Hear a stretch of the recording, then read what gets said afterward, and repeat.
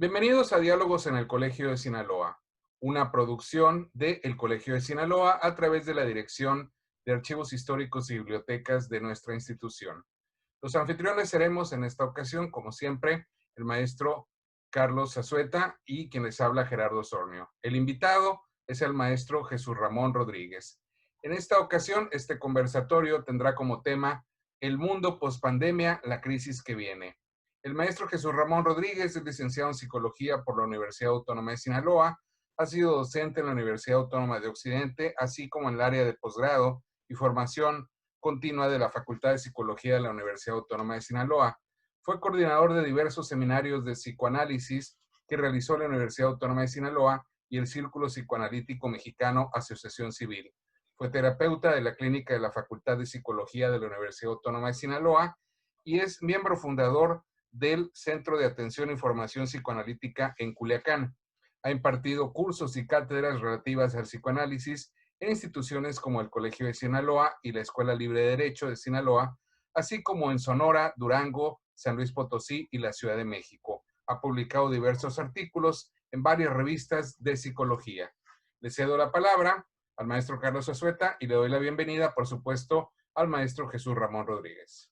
Gracias. Muchas gracias, Gerardo, y muchas gracias a ti, Ramón, por haber aceptado nuestra invitación a participar en estos diálogos en el colegio. Gracias a ustedes, ¿no? Yo creo que tu tema no puede ser más actual. Es una situación que estamos viviendo todos y que la estamos incluso de alguna manera padeciendo, pero todavía, como bien dices o nos dirás en tu charla, todavía no avisoramos el alcance de esta crisis, de esta emergencia sanitaria y todo lo que vendrá después. Efectivamente, en eso tú nos ayudarás mucho para entender qué es lo que viene y cómo, si es posible, estar preparados. En esta conversación, nuestro invitado de hoy tratará de exponer de forma no tan detallada el derrotero global en las décadas previas a la pandemia con el propósito de delimitar el marco general y necesario que pueda permitirnos comprender la irrupción masiva de fenómenos clínicos de extraordinaria recurrencia como lo son la ansiedad, la depresión, los diversos cuadros adictivos a sustancias como el alcohol, los narcóticos, sean estos legales e ilegales, el juego, la pornografía y un largo etcétera, que hoy se presentan como las problemáticas urgentes a tratar por un sistema de salud minado por los estragos de la contingencia sanitaria que azota a todos los países sin excepción.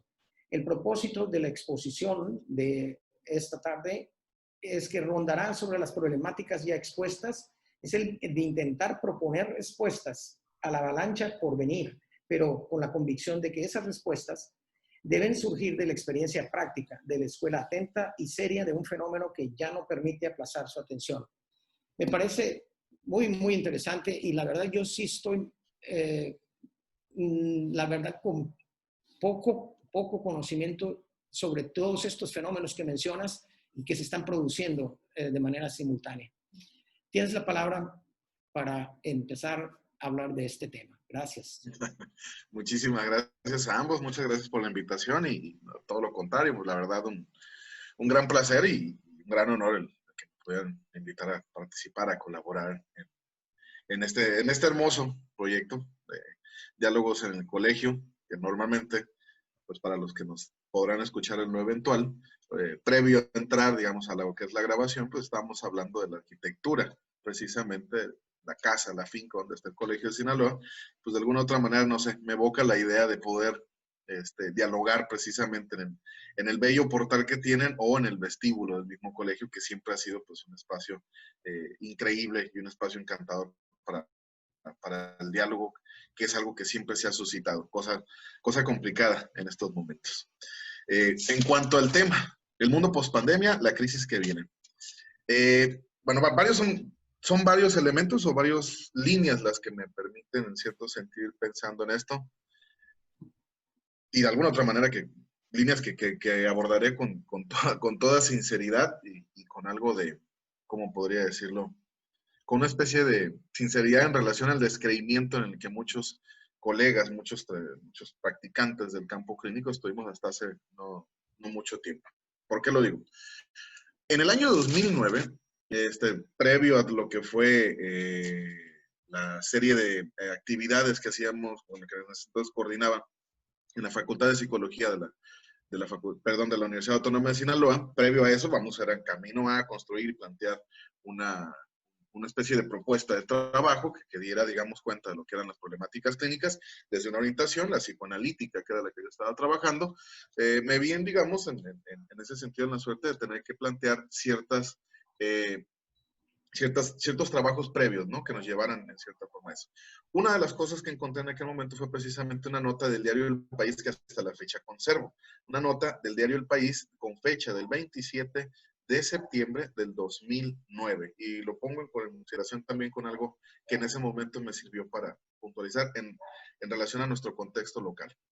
El diario El País lo que sostenía era que, según cifras de la Organización Mundial de la Salud, vamos, un actor muy presente en la realidad que ahorita vivimos todos, curiosamente en todo el mundo, pero que en el 2019, a pesar de que se sabía que existía, no sabíamos del todo, o el ciudadano común no sabía del todo cuáles eran las potestades precisamente de dicho organismo. Bien, una de las cosas que sostenía, y la más relevante que sostenía la Organización Mundial de la Salud, como les mencionaba, en septiembre de 2019, era que para el año 2030, la crisis de enfermedades psicológicas que iba a quejar a todo el mundo, que de alguna otra manera podríamos poner una especie de paréntesis, a Occidente, básicamente a lo que se refería, se iba a representar de una forma específica. 75% de la población de todo este bloque, digamos, de Occidente, iba a padecer algún trastorno psicológico. Sinceramente, partiendo desde ahí, digo, con esta sinceridad de describimiento, la gran mayoría supusimos, no, es una exageración. Sobre todo por aquellos elementos que suponía la misma organización que de alguna manera incentivábamos, atizaba, pues en este caso, la proliferación de estas afecciones. Particularmente hablaba de depresiones económicas, de crisis económicas, crisis políticas, la crisis misma de la democracia y todo eso. Bien. Pero en todo ese, digamos, decálogo no incluía justo lo que hoy estamos pasando, que es un asunto de una pandemia viral que aqueja ahí, sí, a todo mundo, a todo el mundo, a todo el orbe, todo el globo nos vemos afectados. En aquel momento, con aquella aseveración de la Organización Mundial de la Salud, todos saltamos con una idea de, bueno, lo que estaba en discusión en ese momento, en ese año, en 2009, era la publicación del DSM-5. Y de alguna otra manera, esa sombra, pues, en cierto sentido, enturbiaba mucho la discusión acerca de esa nota. ¿Por qué? Porque la publicación todavía en ese momento no se daba, pero la discusión previa a la publicación del DSM-5, que es el manual, bueno, Diagnostic and Statistic Manual, manual de diagnóstico y estadística que utiliza la Asociación Psiquiátrica Americana y que de alguna otra manera se difunde en casi todo el mundo y que en verdad es el manual que se emplea para clasificar, diagnosticar, clasificar y en cierto sentido pues medicar a quien padece un trastorno psiquiátrico. Bien, la discusión que se establecía en ese momento y que ya se empezaba a percibir era que lo que sugerían el comité de elaboración del manual en su versión número 5 era que se tenía que dar un vuelco en lo que vendría a ser la forma de clasificar los trastornos psiquiátricos. ¿Cuál era el vuelco que ellos estaban proponiendo? El vuelco era que en realidad todo mundo en el contexto, en el mundo moderno, el mundo, digamos, hipermoderno, como dirían algunos filósofos, todo mundo tendríamos un nivel, todo mundo teníamos un trastorno. De lo que se trataba, y en ese entonces era, digamos, el gran trabajo de los psiquiatras, era de averiguar cuál era el nivel. Entonces, partían del hecho de que todo mundo tenemos un trastorno y sobre esa base había que establecer las gradualidades, como ellos denominaron.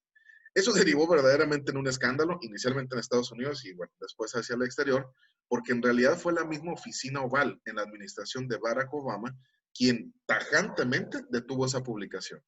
Los criterios fueron también muy elementales. Si bien es cierto, Barack Obama en un comunicado de 2011, después de la publicación de la primera tiraje de publicación del DSM-5, Barack Obama emitió un comunicado y invitó a los profesionales de la salud mental de Estados Unidos de América a que discutieran y replantearan el concepto de salud mental, porque no se podía tener un concepto que fuese abarcativo por completo, es decir, donde todo el mundo estuviéramos enfermos.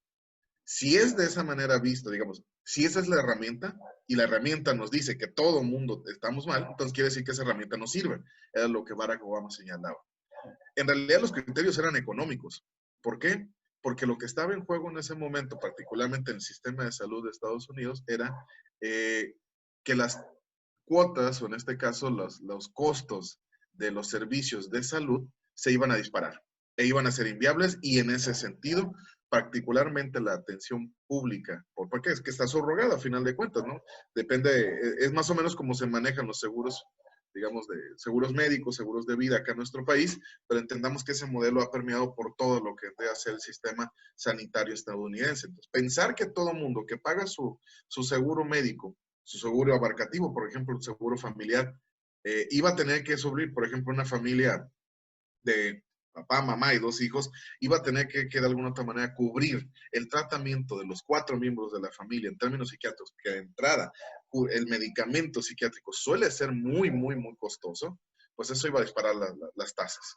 Entonces, la discusión se llevó a ese lado, pero se dejó al margen el hecho de lo que estaba de por medio. Es decir, en verdad, puesto en esos términos, que es una especie de torcimiento diagnóstico bastante interesante que se estaba planteando, pues era evidente que sí, esa cifra que la hemos planteado, pues era viable. Pero el punto es que la gran mayoría de los que nos dedicamos al trabajo, por lo menos al trabajo clínico psicoanalítico en México y en América Latina, poníamos en entredicho esa forma clasificatoria que estaban proponiendo. El asunto es que en una situación como esta, no es necesario replantear o torcer o darle un giro a la herramienta con la cual establecen los diagnósticos. La situación que estamos viviendo ahorita es una situación que en realidad deja a un lado todo lo que se miraba para precisamente, de alguna otra manera, insertarnos en una realidad que es bastante, de alguna otra manera, complicada, pero es bastante complicada por lo que en todo caso vendría a ser este derrotero, este periplo que hemos recorrido. Para decirlo de otra manera, en retrospectiva, lo que se pone en evidencia en este momento es que lo que en aquel momento estaba detrás del asunto de esa publicación del DSM-5, que por cierto, breve paréntesis, se interrumpió por parte, como digo, de la Oficina Oval en Estados Unidos, se replanteó ese trabajo y al final de cuentas terminó siendo un pequeño facsímil lo que se publicó, que es digamos, la reproducción del DSM-4, o sea, el manual en su 4ª versión, con 2 o 3 adendas. Es decir, el gran y magno proyecto que la Asociación Psiquiátrica Americana tenía y que fue detenido por el gobierno estadounidense, pues simple y sencillamente quedó en nada. Es decir, bueno, si lo que quieren es la anterior herramienta, vayamos a la anterior herramienta, fue lo que ellos dijeron. Sí. Entonces, en ese sentido, lo que hoy estamos viviendo nos permite pensar lo que ya se venía recorriendo desde aquel momento. ¿A qué me refiero? Y es parte de lo que usted tuvo la amabilidad de leer como el abstract. El derrotero que se ha venido viviendo. Una de las cosas que nos hemos encontrado, quienes trabajamos clínicamente y que hemos seguido trabajando clínicamente durante este periodo, por teléfono, en algunos casos, por videollamada, como estamos ahorita en otras situaciones, y algunos otros que hemos mantenido todavía la atención presencial física con ciertos pacientes, porque verdaderamente se vuelve muy complicado, si no es que imposible, trabajar con ellos a través de cualquier otro medio, y eso incluso va atenta, digámoslo de esta manera, a lo que vendría a ser la posibilidad de ir avanzando en el tratamiento.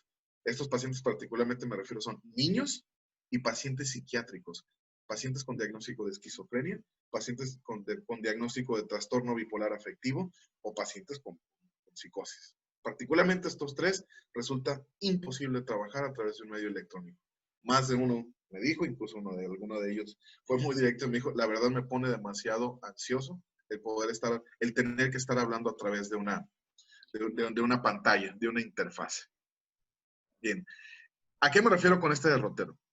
Una de las cosas que se ha mostrado es el hecho de, que de alguna manera nos ha llevado a preguntarnos y a reflexionar acerca de lo que estamos viviendo, es ¿cuál es la fuente de la angustia?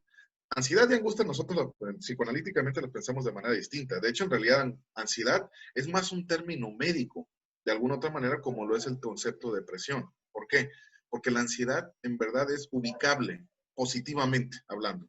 ¿A qué me refiero? La ansiedad se puede ubicar en la alteración térmica, la alteración de la temperatura de la piel, en la irritación de la misma piel, se puede ubicar incluso en lo que vendría a ser, pues ahí sí, la alteración de los jugos gastroesofágicos, se puede materializar o ubicar también en la alteración del iris, vamos, toda una serie de elementos físicos ubicables y medibles.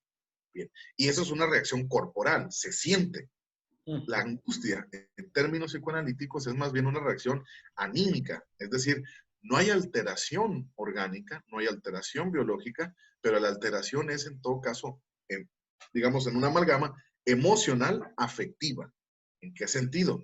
Hay una especie como de, ¿cómo decirlo? Como de vivencia al estilo de una vorágine, como estar cayendo en una especie de embudo, en donde particularmente todo se vive, en tanto relación, con tanta experiencia, se vive como, para decirlo de cierta forma, como si todo lo que me relaciona con el mundo se hubiese cancelado, como si cualquier cosa que hubiese, digamos, cualquier relación que yo tuviese con el mundo, que en todo caso, en teoría, tiene que brindar un sentido, sentido del mundo y sentido mío, se cancela, queda anulado. Esa parte es la que se ha reavivado mucho en estos momentos y esa parte es la que incluso empieza a manifestar o empieza a producir manifestaciones en el comportamiento que son bastante peculiares, particularmente aquellas personas que se ven impelidos, empujados a salir, de alguna otra manera, a tratar de encontrar eso que de alguna otra manera asumen que perdieron y que tienen casi la certeza, a veces la loca certeza, de que está afuera. Y ahí en ese punto me detengo para profundizar en cierto sentido. ¿A qué me refiero con salir? Básicamente, el derrotero que tenemos que pensar es algo que se ha venido planteando y replanteando desde hace por lo menos 3 décadas, particularmente por los filósofos franceses, incluso mucho del trabajo de Gilles Deleuze abona sobre eso, el trabajo de la teoría queer, incluso está relacionado en cierta medida con eso, con la misma Judith Butler, no sé, Beatriz Paul Preciado, por ejemplo, en una época mucho más reciente, pero incluso, no sé, personajes que están como en el mainstream de la filosofía, al estilo de Slavoj Žižek, también abonan ese asunto. ¿Y cuál es ese asunto? La realidad es organizada a partir de un discurso específico, que es el discurso económico, pero entendido a partir de las premisas económicas, en este caso, capitalistas neoliberales. El giro que ha dado incluso en lo que vendría a ser la vida en Occidente. Y ahí es donde en todo caso creo que de manera, digamos, inversa, en una especie de ejercicio retrospectivo, nos permite ver cuál es esa situación. Lo que nosotros hemos encontrado, particularmente lo que yo he encontrado en el trabajo durante estos 4 meses de pandemia, y que me permiten ver lo que se puede o anticipar algo, creo mínimamente de lo que está por venir, es el hecho de la gente de alguna u otra manera de forma muy ilustrativa, se remite a las mismas prácticas, dirían los psicólogos cognitivistas estadounidenses, las mismas prácticas comportamentales que toda la habían hecho. Pero lo que está de por medio es lo interesante, y qué es lo interesante es lo que está subyacentemente. ¿Qué es eso? Vendría a ser el por qué esas prácticas. Para decirlo de una manera muy sucinta, prácticamente toda la generación que ahorita está viva, incluyendo desde los 20 años hasta los 60, 70 años, es una generación de personas en todo Occidente a los cuales fueron creciendo con la idea de que la felicidad, el sentido de la vida se juega de una forma muy específica en Occidente, a partir del mercado.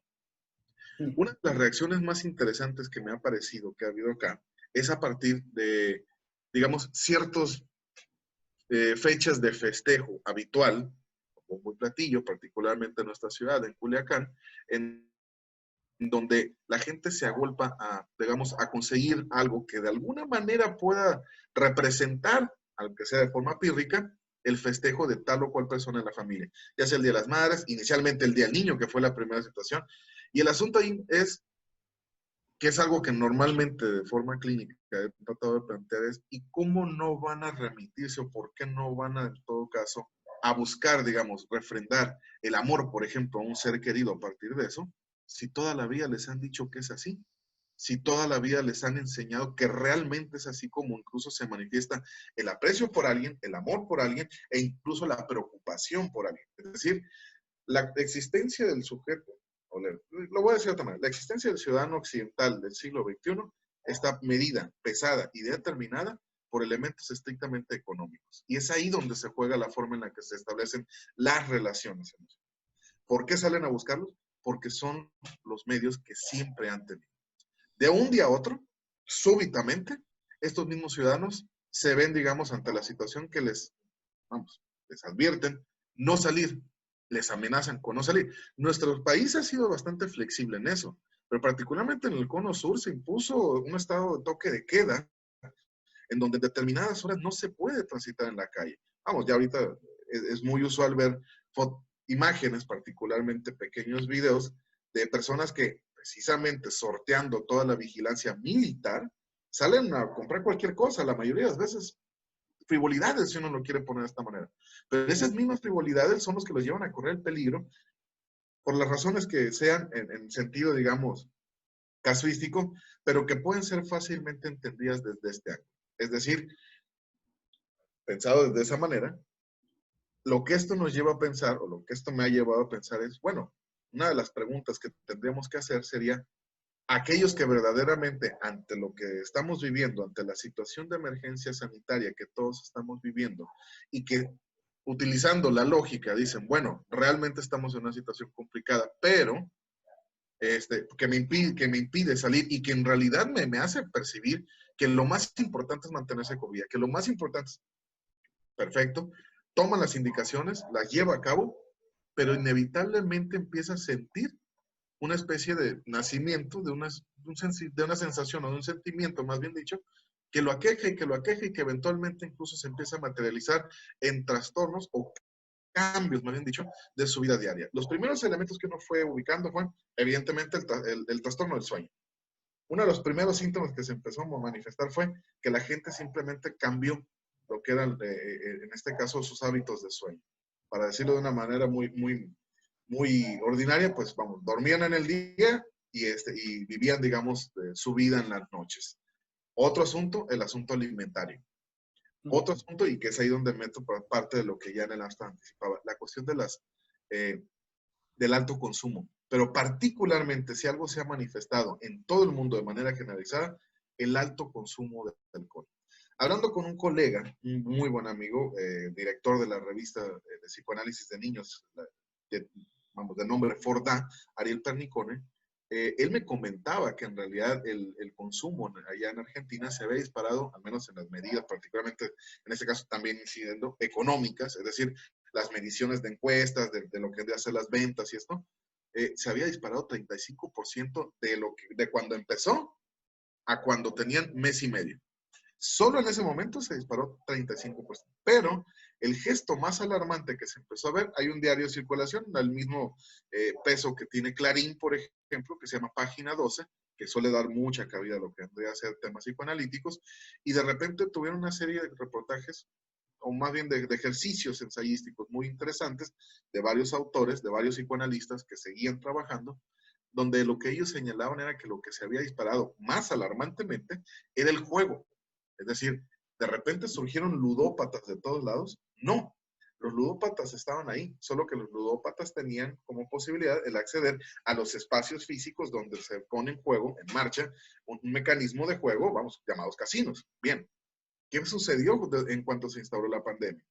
Sucedió que todos estos ludópatas se trasladaron a los medios electrónicos y a lo que vendría a ser, pues precisamente, estos medios que establecen como mecanismo el tener que registrar una tarjeta, no de débito, porque en Argentina no se permite de débito, sino de crédito, y con un cierto monto disponible para jugar. Ahí el incremento de lo que vendría a ser las apuestas en línea en ese mismo lapso de tiempo inicial de un mes y medio, se incrementó casi 60%. De ahí podemos ver que el panorama está complicado en todos lados.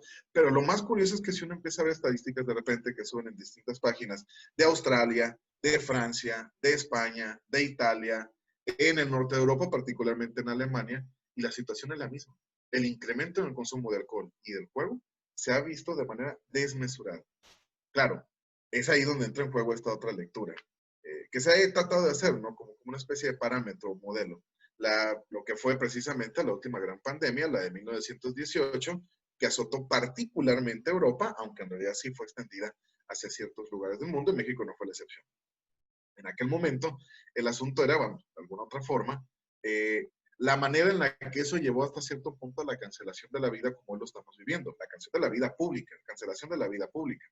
Pero lo que hoy tenemos como grandiosa herramienta es justo lo que hoy nos está permitiendo establecer este diálogo, que son los medios, en este caso electrónicos, el Internet, y que de alguna otra manera, si bien es cierto, pueden servir para lo que vendría a ser una propuesta de diálogo, de trabajo, de discusión, de reflexión en torno a lo que nos estamos atravesando, lo que estamos viviendo ahorita, también tienen otros usos. Y estos usos nos permiten estar de alguna u otra manera conectados con el mundo. Una de las cosas que nos hemos dado cuenta, los que trabajamos clínicamente desde el psicoanálisis, desde hace tiempo, particularmente con adolescentes, es el giro que se ha dado en la, por decirlo de esta manera, en la habitación de su mundo. Normalmente las personas de cierta generación, podría decirlo, de mi generación para arriba, tal vez de, no sé, un poco más abajo, de los tempranos 30 en adelante, nosotros habitamos los espacios físicos de una ciudad. La geografía que nosotros habitamos estaba en la ciudad, en los espacios institucionales, incluso en los de cultura, en los espacios incluso de entretenimiento, como los cafés, los cines. Pero los muchachos, en realidad de los 25 para abajo, habitan un espacio muy diferente al nuestro, que es el espacio virtual.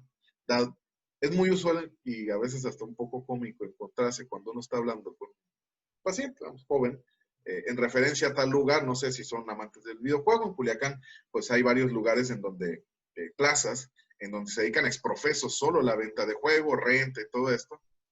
Y a veces cuando no saben, porque están muy habituados a comprar solo una tarjeta y con eso recargar, digamos, la posibilidad de descarga y todo eso, cuando se le hace referencia, si pueden ir a tal lugar, de alguna otra manera ahí podrían encontrar otra cosa, pero también pueden encontrar la posibilidad de jugar con alguien físicamente, presencialmente, claro, antes de que todo esto sucediera.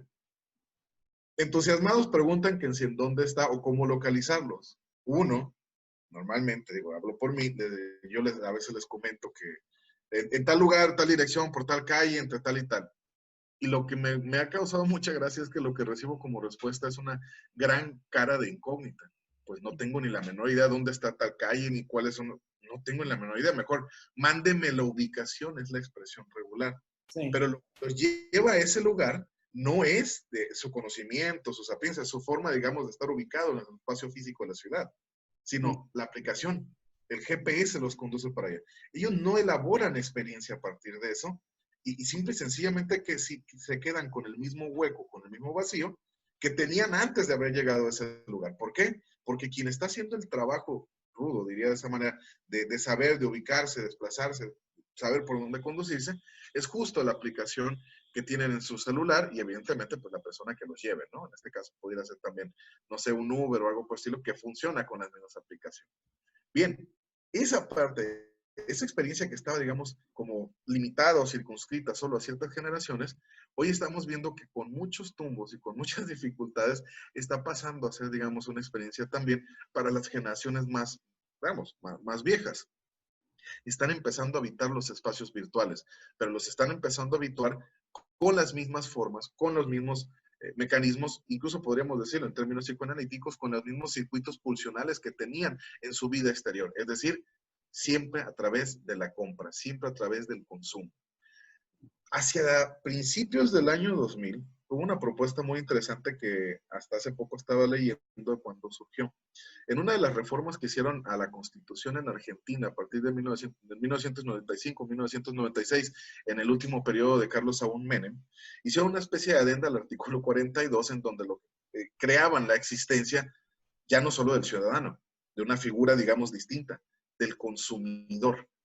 A principios del 2000, en Capital Federal, en Ciudad de Buenos Aires, en lo que la Asamblea Constituyente, todo esto, un grupo de filósofos de la Universidad de Buenos Aires empezó a plantear de manera seria, se les tomó broma, pero era una propuesta seria, ¿por qué no hacer un canje en lo que vendría a ser el concepto de ciudadano por el concepto de consumidor? Y ellos argumentaban, creo, a mi parecer, de una manera muy verdaderamente muy informada y muy hábil, podría decirlo de esta forma, que verdaderamente el concepto ciudadano era un concepto relativo a una sociedad que ya no era algo que estuviese presente. Para ellos, en verdad, el problema estaba situado en otro lado y era que la consistencia del sujeto contemporáneo, a principios del siglo XXI, estaba determinada por los mercados y no por su relación con el Estado-Nación. En términos filosóficos tiene mucho sentido. El problema es en términos psicoanalíticos. Hay varios elementos que en realidad me llamaban mucho la atención en estos días y que me ha hecho pensar cosas que en el pasado no tenían mucha, vamos, a lo mejor no había razón para pensarlos. Bueno, las circunstancias siempre vienen con los tiempos, ¿no? Y uno de ellos era, para pensarlo en esos términos, un texto de la doctora Marta Jerez San Martín, que viene como conferencia inaugural de este texto publicado por el Círculo Psicoanalítico Mexicano, institución con la que un tiempo estuve participando a través de la Facultad de Psicología, de la Universidad Autónoma de Sinaloa. Y en el texto de las memorias del noveno simposio que edita el Círculo Psicoanalítico Mexicano, el título es Desafíos en la clínica psicoanalítica actual. La doctora Marta Jerez San Martín trabaja en Rosario. Claro, en ese momento trabajaba en Tucumán, en la Universidad Nacional de Tucumán. Ella es rosarina. Y lo que ella planteaba, o lo que ella planteaba como problemática clínica contemporánea a principios del 2005, a principios de los 2000, en 2005, 2006, era la experiencia que ella tuvo que realizar de alguna otra manera con las personas en ese último momento de gran crisis argentina, cuando fue la época del denominado corralito. Lo que ella decía era que era una especie de locura la que se vivía en la calle, porque verdaderamente, digamos, su moneda, y por ende los honorarios que también se pensaban para cada sesión, cuando entraban a sesión tenían un valor, pero cuando salían de sesión tenían otro valor. La situación inflacionaria estaba disparada, la situación incluso en ese sentido, pues de movimiento de paridad cambiaria era una locura. Y lo que ella menciona en ese texto era que ellos, el psicoanalista, y hablando en primera persona, nosotros como psicoanalistas lo que teníamos que hacer era ofrecer garantías de cierta estabilidad del sentido al paciente. Es decir, ¿cómo se puede empezar por hacer eso? Bueno, pues por hacer un compromiso con él.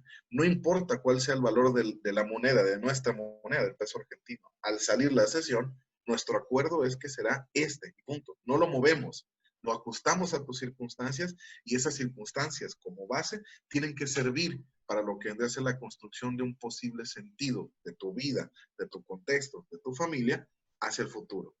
Nosotros ahorita más o menos estamos viendo una situación similar en la medida en la que estamos trabajando con personas que prácticamente están en una indeterminación económica, una indeterminación laboral. Y mucho de lo que ellos tienen no saben en realidad si lo tendrán en un mes. Eso nos ha llevado a plantear lo que ellos en realidad hace casi 20 años empezaron o se vieron en la necesidad de tener que empezar a pensar. Nuestro trabajo clínico, ¿cómo incide en lo que vendría a ser esta realidad externa? Obviamente, no en el corpus social amplio, sino en el...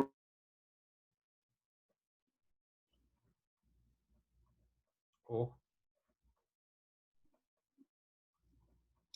Y no sé si tengan alguna duda. Sí, yo, bueno, me llama mucho la atención porque sí, nunca lo avisoré, el aspecto económico que puede tener toda esta situación, el mercado como el motor que está moviendo y que está detrás de toda esta situación. Pero la pregunta que te quería hacer era si todas estas, porque tú nos dijiste antes, los ludópatas estaban ya allí. Simplemente a lo mejor su trastorno se aceleró en esta. Y pasó también con otras patologías, con otros trastornos. En general con todo, solo que ha habido algunos que digamos que han reaccionado mucho más sensiblemente, lo diría de esta manera, como mencionaba, particularmente los pacientes psiquiátricos, en mi experiencia personal, son los que han tenido reacciones más, pues, ¿cómo decirlo?, más dramáticas, por decirlo de alguna forma. Es un poco complicado el trabajo con los pacientes psiquiátricos, regularmente siempre va acompañado de un trabajo psiquiátrico, es decir, tienen que estar bajo un tratamiento, bajo una medicación, una supervisión de un psiquiatra, y particularmente con quien yo trabajo, exdirector del Hospital Psiquiátrico de Sinaloa, él tiene muy en claro que lo que eventualmente podrá permitir una estabilización del paciente es el trabajo psicoterapéutico.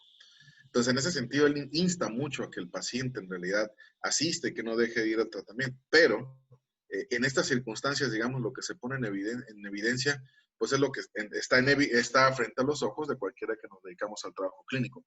La realidad del paciente psiquiátrico, la realidad del paciente esquizofrénico, por ejemplo, es una realidad muy caótica. que cuando se llega a establecer, digamos, una cierta estabilización, es porque se alcanzan a establecer pilares que le permiten pensar su vida. Es decir, su vida, como la de cualquier otro, es pensado a través de 2 o 3 elementos y de ahí, digamos, de forma extensiva empieza a abarcar. Pero requiere tener esos elementos siempre de manera segura.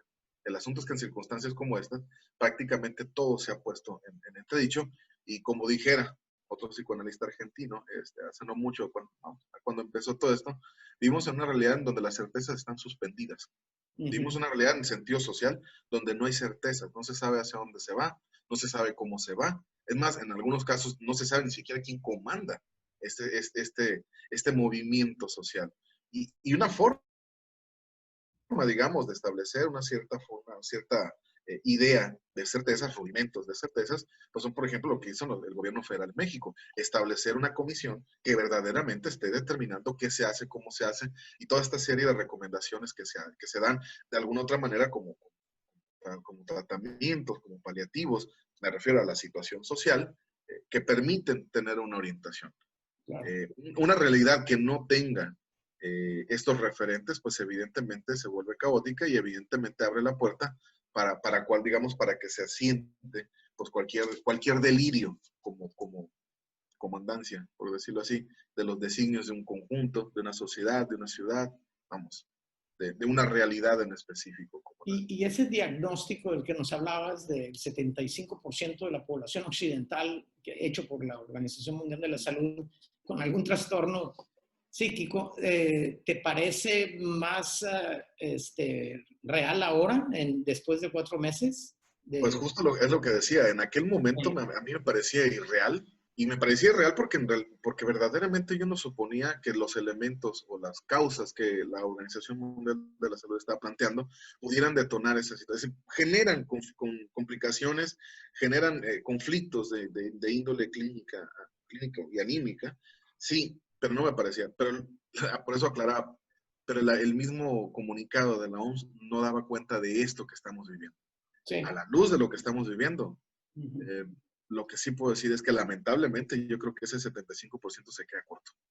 Sí, a tanto. Ese es lo que verdaderamente resulta inquietante de ahorita. Porque se entiende que en realidad en toda sociedad produce sus propios parias, si uno lo quiere por pensar de esa manera. Toda sociedad produce sus propios efectos. Pero siempre es un segmento. Sí. Solo un segmento. Ni siquiera un segmento mayoritario. Ahorita estamos hablando casi de una totalidad, verdaderamente.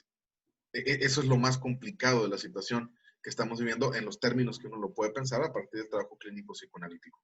¿Por qué? Porque a partir de esto, entonces, vamos, los conflictos anímicos, desde la forma en la que desde el psicoanálisis se ve, se plantean, digamos, elementalmente como un conflicto. Es decir, resulta del conflicto del sujeto con su realidad, del conflicto del sujeto, no solo con su realidad circundante, en lo económico, en lo social, en lo político, sino también en el conflicto en su realidad familiar, el conflicto en su realidad de pareja. O sea, el conflicto es lo que está, digamos, es de alguna otra manera la base y la argamasa de todo lo que vendrían a ser los trastornos que uno puede ver, o los padecimientos, que prefiero decirlo yo de esa manera, con los que uno puede de alguna otra manera estar escuchando en trabajo clínico. Pero cuando la realidad es un conflicto permanente y gigantesco, ahí ya, en verdad, yo no sabría incluso anticipar exactamente, de manera precisa, qué es lo que eso puede producir, porque a mí me parece que lo que produce es caos. Y ya en el caos, la cabida puede ser para cualquier cosa. Ustedes como profesionales de la salud, de la salud mental, del psicoanálisis, ¿han encontrado alguna relación entre los componentes o de influencia, una relación de influencia de componentes culturales sobre ciertos trastornos? Por ejemplo, la depresión.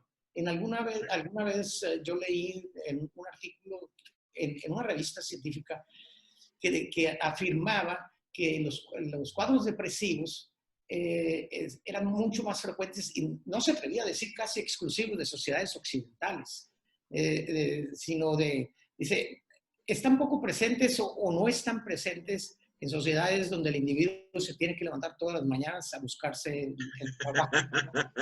Sí, claro. No tienen tiempo para deprimirse. Algo así, ¿no? O sea, lo estoy diciendo muy coloquialmente, pero ¿tú qué opinión tienes al respecto de esto? Yo creo que más bien la manifestación es la que en todo caso obedece a elementos culturales. El padecimiento como tal obedece a la estructura y en ese sentido sería hasta abusivo suponer que en realidad en los estratos bajos no hay espacio para la depresión, por ejemplo. Lo que pasa es que desde acá lo podemos percibir de otra manera. Hay países, España y Argentina, contexto general, no solo de Latinoamérica, tienen un trabajo muy interesante particularmente con las clases marginadas. Incluso particularmente con comunidades penitenciarias, con comunidades incluso de estos centros de reclusión de desintoxicación, que de alguna u otra manera da cuenta de ciertas ideas que pasan veladas. ¿A qué voy con esto? No es que no se depriman, lo que pasa es que la forma en la que resuelven la depresión es diferente. Claro. Por ejemplo, la manera en la que regularmente se resuelve la depresión en las clases marginadas es con la intoxicación. Y bueno, ahí es donde sí entran las particularidades. Lo que sí es un hecho es que en realidad de fenómenos como la depresión, por ejemplo, son más propios de sociedades desarrolladas, o más bien de economías hiperdesarrolladas. Por ejemplo, México entra perfectamente en eso. ¿Una economía de hiperconsumo? Por supuesto que sí. No somos una economía grande de producción, por decirlo, pero sí somos una economía de consumo. Y en ese sentido somos un gran mercado de consumo. Y en ese sentido, digamos que la forma en la que estos elementos que se juegan de manera estructural, que se construyen o se inician de manera estructural, la manera en la que se despliegan, obedece eso sí a circunstancias muy propiamente, muy puntualmente contextuales. Y es ahí donde creo que vale la pena los análisis siempre desde un ángulo local del trabajo clínico. Nosotros en el Centro de Atención e Información Psicoanalítica, desde hace años hemos, pues ahí sí que apostado por una lectura, y así lo hemos denominado, del malestar local. Forzosamente uno tiene que leer los textos, en este sentido freudianos, los textos de otros autores como Jacques Lacan, como Melanie Klein, como muchos otros autores contemporáneos, pero lo cierto es que estos textos nos tienen que servir para pensar lo que aquí sucede. Por ejemplo, en relación a esa pregunta que usted menciona, de lo que puedo hablar en cuanto a mi experiencia, pues es mi experiencia en este sentido, que ha sido con ciudadanos, con sujetos propiamente culiacanenses. Y lo que yo he encontrado es que en realidad hay una proliferación de cuadros melancólicos, pero su forma de ponerse en juego puede ser muy variada. La realidad que nosotros vivimos aquí en esta ciudad es una realidad complicada. ¿En qué sentido? Es una realidad en donde pareciera a veces que es una especie de realidad como ejercicio, como ensayo, porque vivimos en una sociedad, si lo ponemos en números, en un análisis macro, somos una de las regiones con peores salarios del país, pero somos una de las regiones con un mayor segmento de nuestra economía dedicado en este caso, a la ilegalidad. Es decir, hay una gran afluencia de capital que circula de manera ilegal, pero que de alguna otra manera rubrica la economía que se tiene aquí. Y somos una ciudad, por ejemplo, de las más caras del país. Sí. Y eso tiene una explicación muy sencilla que no es necesario ni siquiera puntualizarla en este punto. Bien. Pero eso, exactamente, pero eso ¿qué genera como impronta? La condición, o para decirlo de esta manera, la manera en la que el ciudadano se percibe en tanto una especie como de identificación y a su misma vez la manera en la que concibe el éxito y todos estos elementos que son muy propios de un discurso actual, se miden pesos y centavos en esta ciudad. Y la forma incluso a los bienes a los que tiene acceso. Bienes a los que tiene acceso que particularmente se miden, digamos, en función de cuánto cuestan. Una de las cosas que hace no mucho estaba viendo en un texto que, por cierto, Gerardo, por ejemplo, compartió en redes sociales y que yo estuve leyendo y que me llamó muchísimo la atención, era un texto, si mal no recuerdo, del New York Times que se titulaba, para una edición en español, que se titulaba No eres clase media. Pero me llamó mucho la atención que se estableció en el texto, en la nota, una cifra específica de cuánto es lo que gana alguien clase media. Y la verdad me llamó la atención, ¿por qué tan específico? Me fui a indagar en las ediciones en inglés y es que me encontré que eso tenía u obedecía a la forma en la que se establece la clase media en Estados Unidos.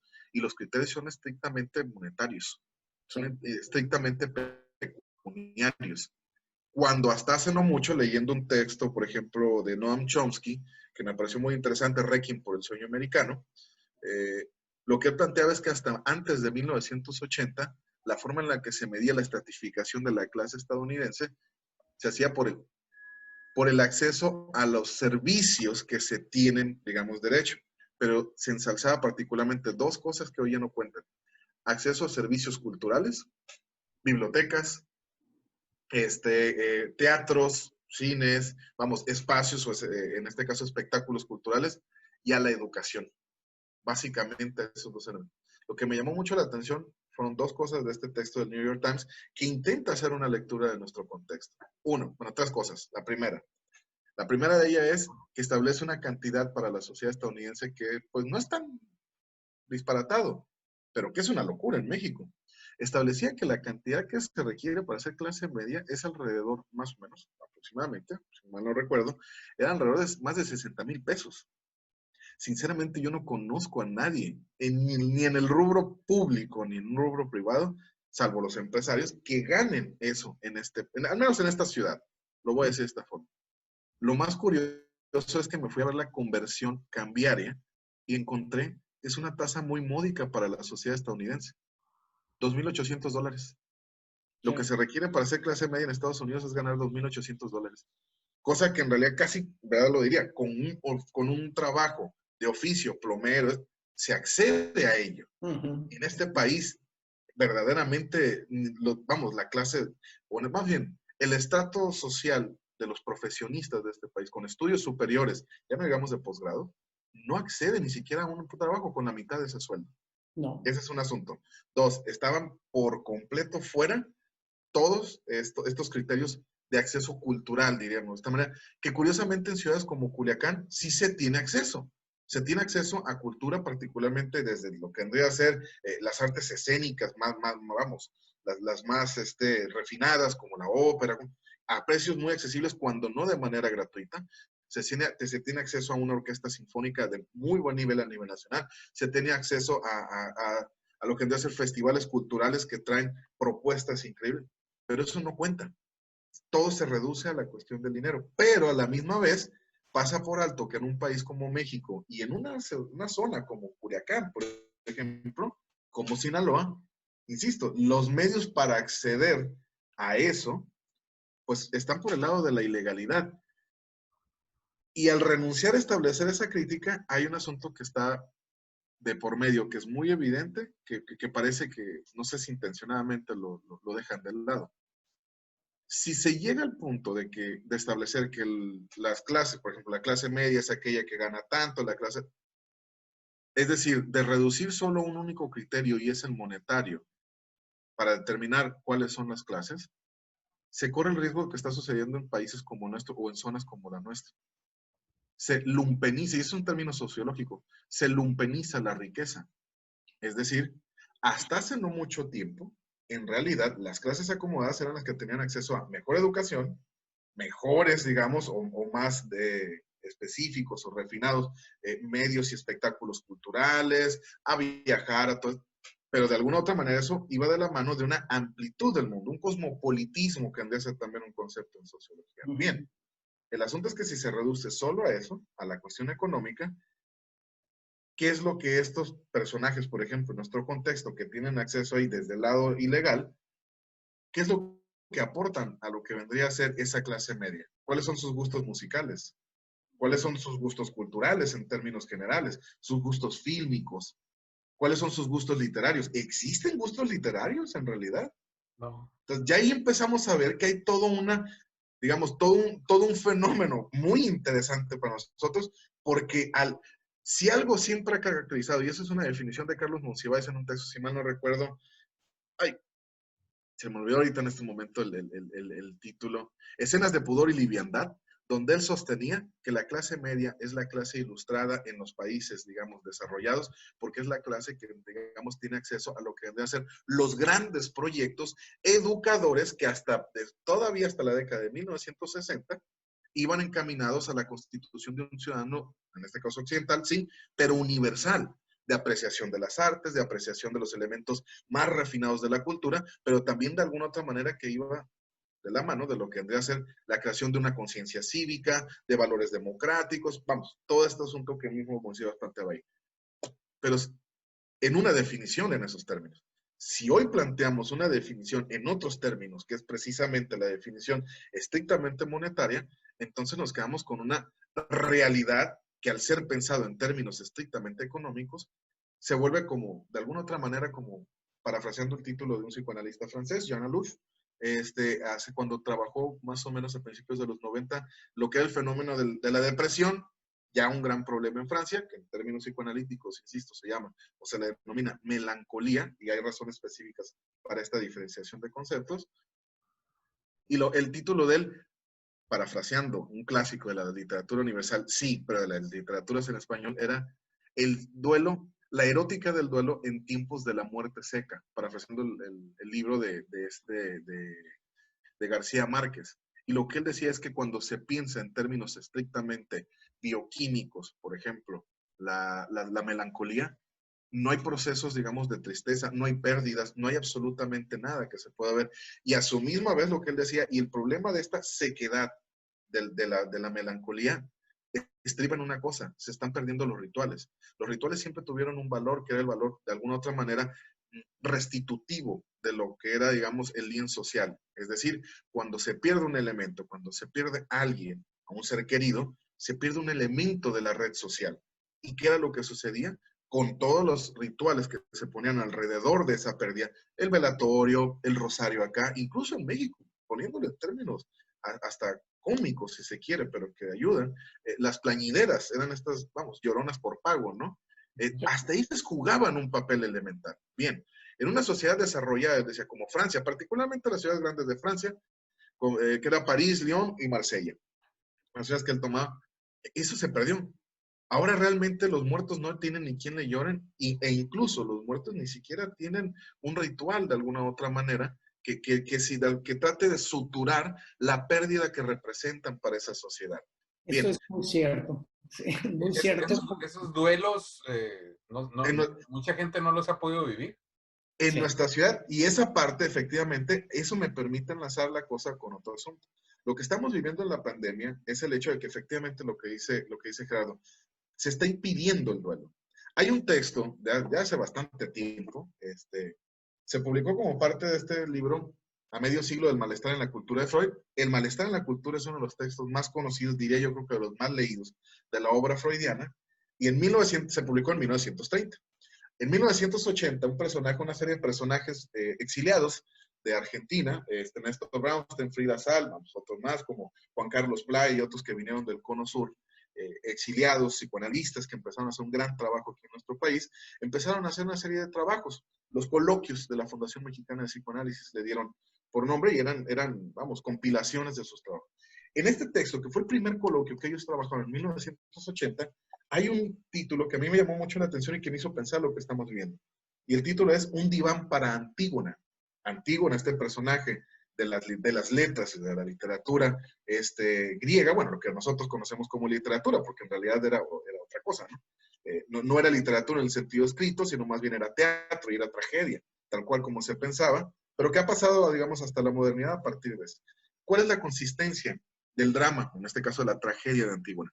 Antígona se ve ante la situación de tener que elegir, digamos, se ve impelida a elegir, se ve en la disyuntiva de tener que elegir qué hacer ante un decreto del tirano de Tebas, en este caso que era su tío, Creonte, que tras la muerte de Edipo, su padre, Yocasta, su madre, los dos hermanos, entre Polínice, que es el que ella, digamos, era su hermano, al que ella favorece en la trama, se ven confrontados para derrocar al tirano que intenta, digamos, quitar los poderes a quienes les correspondían, que eran los hermanos.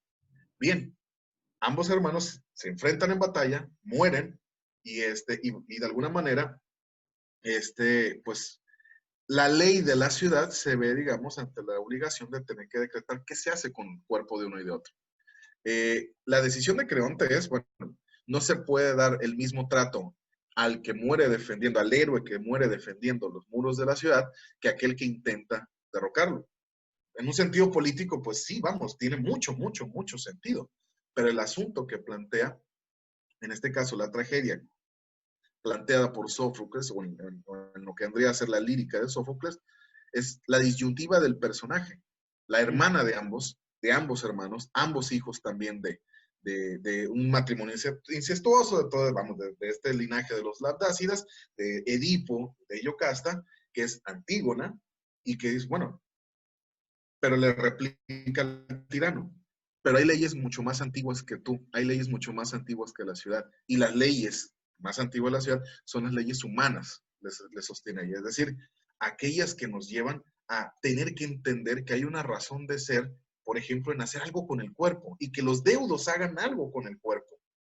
El castigo para Polinis, el hermano, digamos, no favorecido con la ley de Creonte, era que él lo dejaran a la intemperie, que los perros y las aves de presa, de rapiña, se lo devoraran, y al otro sí todos los honores de la ciudad. Quien en todo caso se tuviera la osadía de querer cuidar de ese cuerpo, o de querer hacer algo, digamos, como exequias funerarias con ese cuerpo, el castigo que recibiría sería el de morir enterrado vivo junto con ese cuerpo. Y entonces Antígona se ve ante esa disyuntiva, alega esa cuestión con el tirano, con Creonte, y lo que plantea es, bueno, pues entonces si mi vida vale eso, al menos que sirva para lo que vendría a ser el bien futuro. Es decir, la decisión de Antígona se sostiene restituyendo lo que vendría a ser la vida del hermano mancillado, pero también la vida de los que vienen. De alguna u otra manera atisbando que el que eso no suceda tiene efectos en la vida, vamos a decirlo así, en la vida anímica de los deudos. Aquí ya vivimos en el pasado, alrededor de 2009, 2010, una situación, de hecho 2009, 2012 puntualmente, una situación muy, muy similar, penosa como esa y como la que hoy estamos viviendo. Hoy es por cuestiones sanitarias, se entiende, aunque creo que ha faltado una respuesta en términos psicológicos. Pero hace casi una década lo que vivimos fue, por efecto del narco, una situación en donde aquellos que morían por manos de los ejecutantes del narco, había una amenaza para poder velarlo. Es decir, no sé, los familiares no podían velar a esos muertos. En aquel momento, lo que yo anticipaba en distintos foros, en distintos trabajos, era el problemón que se nos va a venir en términos de salud pública con todos esos duelos que quedan suspendidos, con todos esos, digamos, con todas esas elaboraciones de duelo que quedaron coagulados o congelados. Bueno, sí, a eso se nos agrega una situación como la que estamos viviendo hoy. Muchos de estos que venían cargando problemáticas, muchos de esos que venían cargando, digamos, conflictos en relación a qué hacer con la muerte del muerto, porque de repente muchos no tuvieron una forma de resolver eso. Y aquí nos encontramos en este momento de la historia de nuestra ciudad ante la situación de, digamos, de superponer otra capa de imposibilidad, de irrealización de ese duelo que ya se viene cargando. Ahora, con aquellos que terminaron siendo, con aquellos familiares, con aquellos deudos que hoy están sufriendo los estragos de una pandemia, pero que a su misma vez los que quedan con ese hueco, cargando ese hueco, digamos, dentro de lo que debe ser la estructura del universo anímico de esa familia, pues ahora, digamos, empiezan a verse tragados como por una especie de agujero negro. Ese es el problema que estamos teniendo hoy y esa es, digamos, la lectura contextual que se tiene que hacer. Es decir, clínicamente hablando, nosotros venimos cargando con problemas muy, muy, muy complicados desde hace décadas, particularmente desde hace 15 años a la fecha. Pero lo que estamos viviendo ahorita lo potencializa. Y creo que... Y las manifestaciones locales son muy radicales. Sí. Y son muy radicales porque el AMPA ha ido ganando espacio, o más bien ha ido ganando terreno en el espacio público, de tal manera que sus formas son las que en todo caso operan en lo que antaño operaba de otra manera. Y es ahí donde no hay respuesta social. No hay respuesta, y digo respuesta social me refiero con eso. Respuesta social en el sentido de lo que son los rituales, de los rituales de pasaje. Vamos, a veces hemos llegado al punto de que, si bien antes los rituales de pasaje eran sobre la sexualidad, ahora los rituales de pasaje son sobre el consumo de sustancias, son sobre quitarle la vida a alguien, son mecanismos sociales que se nos han puesto que evidencian una realidad atroz y que en situaciones como las que estamos viviendo no ayudan en lo más mínimo. Yo sumaría pues prácticamente tres cosas, ¿no? En este caso sería la suspensión brutal de pronto del consumo al que estábamos acostumbrados, digamos, los culiacanenses, ¿no? Por decir, tomarlo como ejemplo, ¿no? Ajá. Segundo, una sociedad que, como mencionaba el maestro Zazueta, por cuestiones socioculturales, acostumbrada a la fiesta, que también se vio Exacto. detenido en ese sentido, Totalmente. de pronto, ¿no? El consumo, la fiesta y luego el duelo ante El la duelo. muerte, ¿no? Tres Entonces, elementos que se van encadenando. es cosas que desaparecieron de pronto de nuestra vida cotidiana. Incluso si nos ponemos en juego a jugar estos elementos, lo que señalas, Gerardo, es muy interesante por lo siguiente. ¿Qué papel juega el consumo de alcohol en los rituales funerarios de esta ciudad? Mucho, muchísimo. Mucho. Es decir, es muy usual desde hace décadas, cuestión que no se ha erradicado, que en los funerales haya un gran consumo de cerveza, vamos, como una especie de festín que se tiene que hacer en cierto sentido en honor al difunto, al muerto, pero que de alguna otra manera también sirve para restituir, digamos, lo que vendría a ser esa red familiar, social, simbólica, mancillada. ¿Por qué? Porque normalmente se lleva a cabo con la intención de que sean los mismos deudos los que de alguna u otra manera se pongan en juego en esa juerga, en ese festín, tratando de evocar anécdotas positivas, como si en el sentido ordinario, del que se fue. Es decir, tratar de establecer cuál es el recuerdo que queda de esa persona. Pero el punto es que, volvemos al asunto, ¿qué papeles juegan entre ellos estos tres elementos mismos? Es una relación muy conflictiva, muy complicada. Inclusive me atrevería a decir, a reserva de lo que piensa el maestro Jesús Ramón Rodríguez y el maestro Zazueta, por ejemplo, yo noté por comentarios en redes sociales con algunas personas cómo durante la etapa más fuerte de encierro, al principio de la pandemia, uno de los elementos de alarma era el silencio de la ciudad. Sí. Porque para muchos el parámetro de que la ciudad está viva es oír en las madrugadas el refuego de la fiesta y sobre Exacto. todo, vamos a ser muy específicos, el sonido de las bandas De sinaloenses. las bandas, sí, Entonces, claro. eso se detuvo, uno podía abrir la ventana, salir al patio de la casa y había noches que se escuchaba un silencio impresionante. Las Exacto. primeras noches sobre todo. Sí. Entonces, para Todo muchos el primer tiene mes un fue sentido bastante... de alarma y me remito, perdón, a la noche del 17 de octubre pasado, Exacto. que fue un silencio sepulcral En esta por la ciudad. situación de violencia que vivimos en la ciudad en manos de la delincuencia, ¿no? Y Sí. que el sentido de la alarma era el silencio que se notaba, ¿no? Era un silencio que cortaba el aire, como dicen por ahí Sí. algunos literatos, ¿no? Sí, sí, Entonces, sí. para mucha gente, el mismo silencio de la ciudad ya era un sentido de angustia. Algo está pasando demasiado grave. Y Sí, despertaba claro. muchas psicosis, muchas Claro. especulaciones en redes sociales. En la misma madrugada no había necesidad ni siquiera que saliera el sol. De qué tan grave era la situación y qué tan grave era lo que venía, que había un silencio, ¿no? Sí, el bullicio de alguna otra manera anticipaba lo que era precisamente la catástrofe. Todo el mundo en esos momentos estaba con, en verdad, clínicamente el delirio no genera lazo, es decir, no se establece como vía de comunicación o acercamiento entre los sujetos, pero salvo ciertas excepciones. La religión es un ejemplo, por ejemplo, para citar una. Pero en la cosmovisión del culiacanense, estas ideas sí tienen cabida.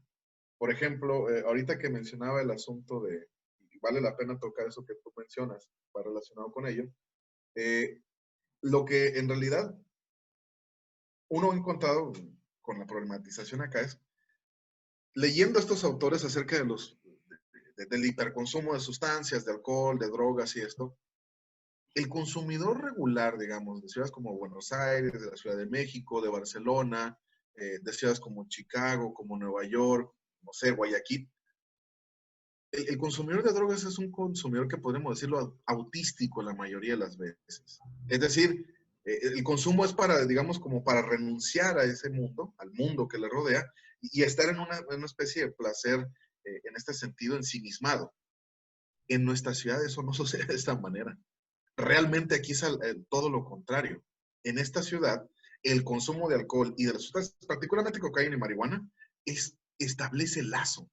Es decir, hace que la gente se reúna. Es sinónimo de fiesta, como señala Gerardo. De alguna otra manera, el bullicio que eso puede propiciar, en ciertos sentidos, se ha incrustado en las dinámicas sociales de esta ciudad de tal manera y tan profundamente que en circunstancias como las que vivimos, se exacerbaba, digamos, ahí sí, la angustia en los consumidores. Sí, por un fenómeno o por una sensación de síndrome de abstinencia física, en este caso orgánica, biológica, sí, de acuerdo, pero también hay un elemento social. Es decir, ¿cómo no iba a entrar en un estado de angustia desbordada alguien que es un gran consumidor de cocaína, por ejemplo, que es una de las drogas más usuales, junto con las drogas sintéticas como cristal, como metanfetaminas? ¿Cómo no iba a entrar en este caso en angustia un consumidor promedio de estas drogas de esta ciudad si el asunto es que no había renunciado al consumo porque el mercado negro siguió funcionando, pero sí tuvo que renunciar a la socialización que eso implicaba? Aquí, las reuniones particularmente sociales tienen como propósito, o se ven amalgamadas, si se quiere, a veces de manera extraña, hasta como cohesionadas, como si fuese una especie de pegamento, sirve para que eso suceda así, alrededor del consumo, no solo de alcohol. No es que todos los que vayan a una reunión consuman otras sustancias ilegales, no, pero lo cierto es que están presentes, que están ahí y que sirven para que esa dinámica se lleve a cabo, se despliegue de una manera y se sostenga, porque funge como pilar. Pilar, si se quiere decir, como pies de arena, pies de barro, pero funge como un elemento sustancial, que es una problemática muy local. Hablando con colegas de otros lugares, el problema del toxicómano, por decirlo así, en otros lugares, no es el problema que nosotros tenemos. El problema de ellos es cómo lidiar con la soledad del toxicómano. Aquí el problema es que el toxicómano no se juega en una situación de soledad. Aquí se juega en una situación de colectivización. Y eso produce otros elementos. Okay. Sí, socializa y de repente vio prohibidas las posibilidades de reunirse. Exactamente. Maestro, ¿qué efectos podrá tener toda esta situación, digamos, en un regreso a una nueva normalidad, como quiera que sea esa situación? Sí.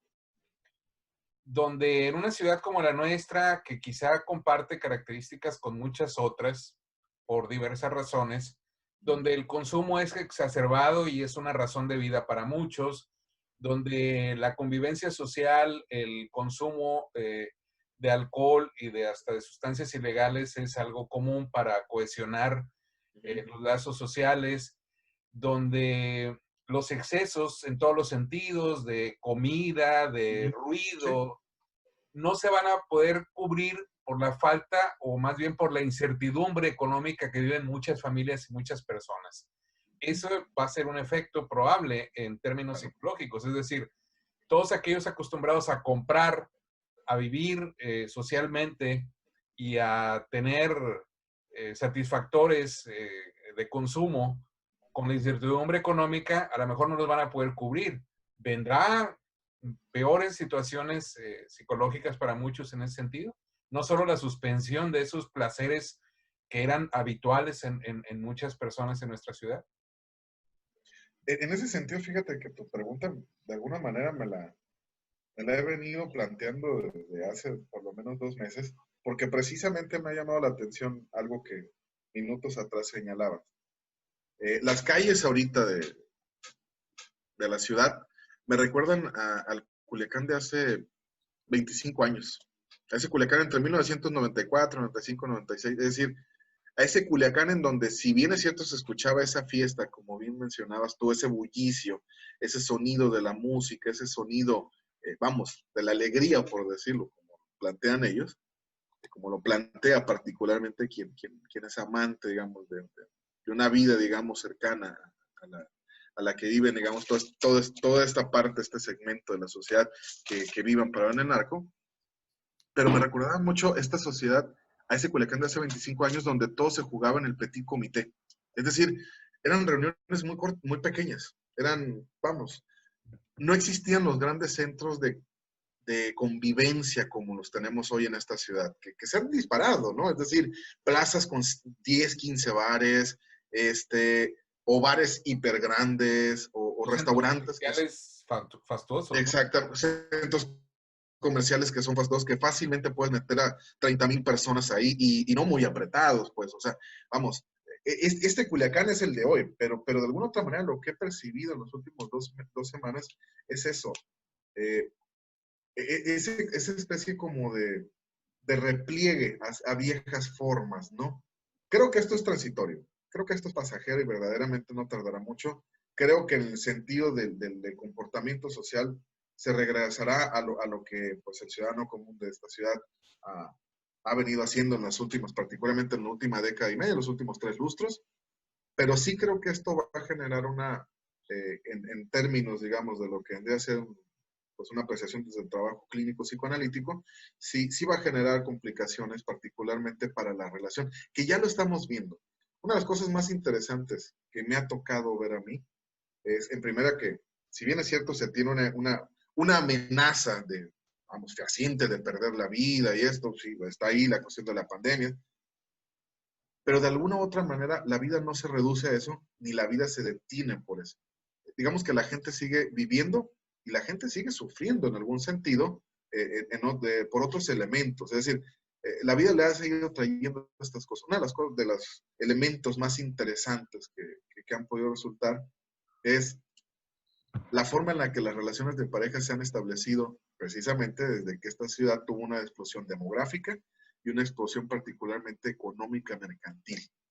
Y eso sobre todo en relación a la relación, a lo como mencionaba, esto sujetado a las relaciones de pareja y las relaciones de padres e hijos. Es ahí donde en realidad está una situación muy complicada en esta ciudad, que es donde veo un verdadero problema en las relaciones de pareja. Porque lo cierto es que también, vamos, los cambios que hemos experimentado como sociedad también han traído cosas que a lo mejor son imperceptibles, pero suelen ser bastante, vamos, que se aprecian con bastante emoción. Las nuevas generaciones verdaderamente, cuando yo empecé a trabajar clínicamente hace casi 20 años, en verdad, era muy difícil que alguien asistiera al trabajo clínico. Era muy difícil, de alguna otra manera existían muchos prejuicios, existían muchos mitos incluso en torno a lo que se hacía y todo esto, pero poco a poco empecé a ver que son las generaciones más, digamos, más jóvenes que la mía,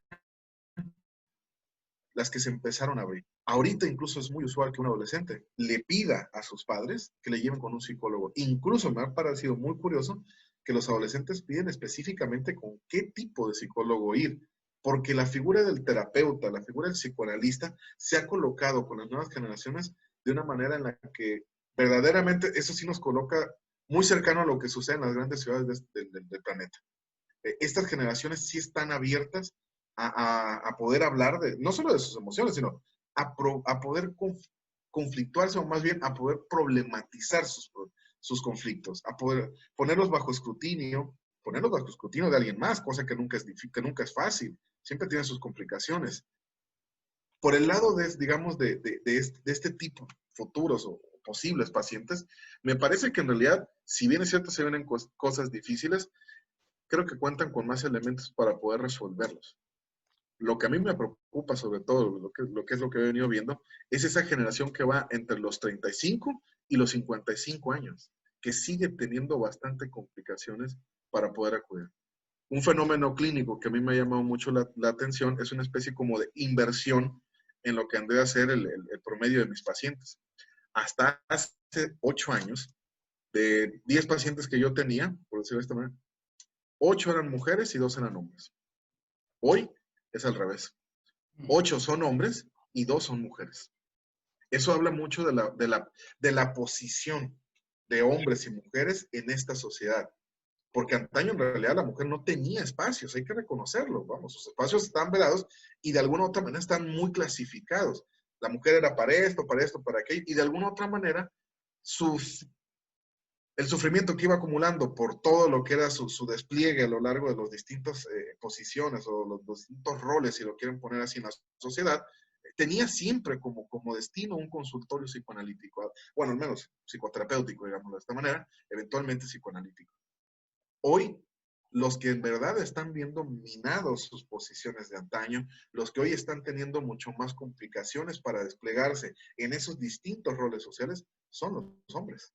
Y las mujeres, al haber ganado terreno, no es que hayan renunciado a un consultorio, es que al menos se puede entender que tienen más margen de maniobra, es decir, tienen más formas de poder paliar, de poder afrontar sus problemáticas que antaño no tenían.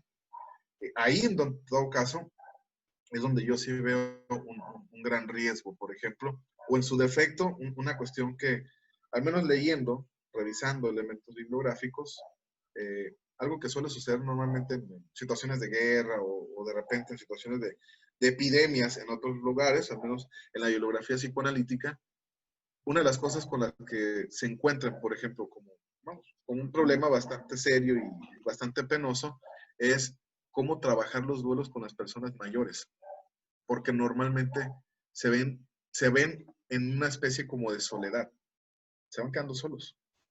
Y de alguna otra manera ven que bueno, si algo sabemos todos es que esta pandemia que estamos padeciendo ataca mayoritariamente a las personas ya de edad.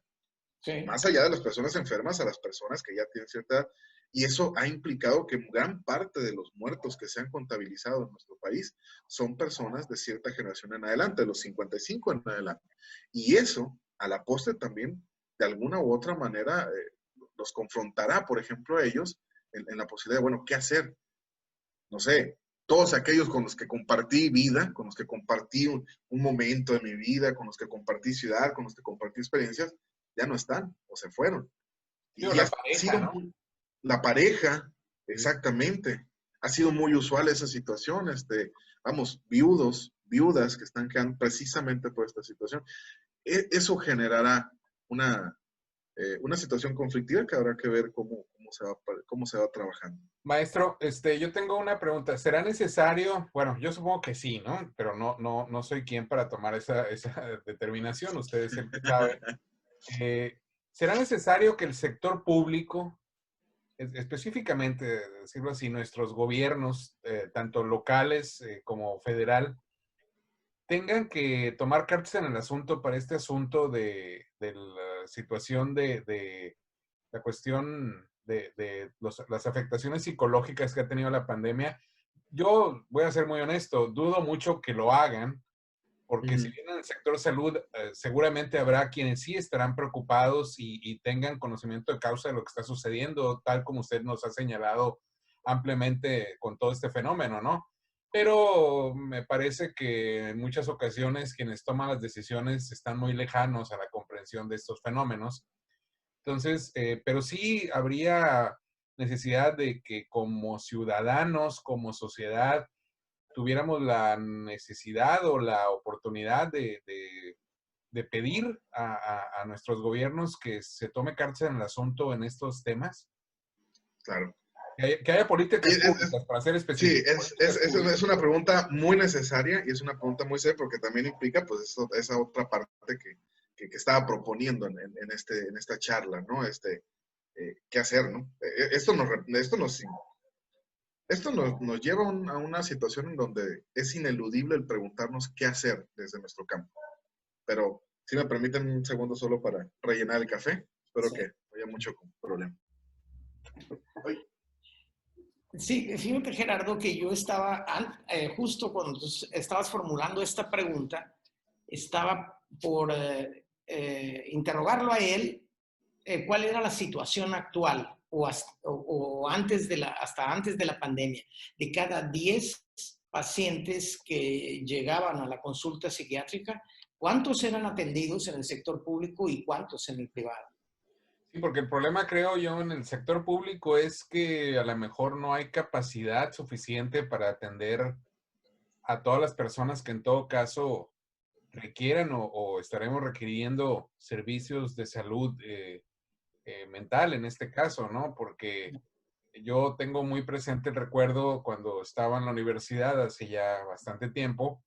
Un compañero mío tenía algunos problemas y fue canalizado por su familia a unas terapias que en entonces prestaba el Seguro Social, yo supongo que todavía, y me acuerdo que un día regresa al salón de clase muy deprimido, muy triste, porque pues había ido con el psiquiatra o psicólogo, no recuerdo bien cuál de las dos especialidades le había tocado en el Seguro Social, y su siguiente cita era casi un año después, cuando su necesidad de terapia pues era mucho, pero mucho más constante. Entonces, eso a mí me dio la idea de que el sector público no tenía, entonces, estoy hablando hace 30 o 40 años, la capacidad de atender las necesidades sociales en el tema que estamos platicando, y creo que ahora van a ser mucho más requeridas, mucho más urgentes y sobre todo pertinentes las políticas públicas en ese sentido, porque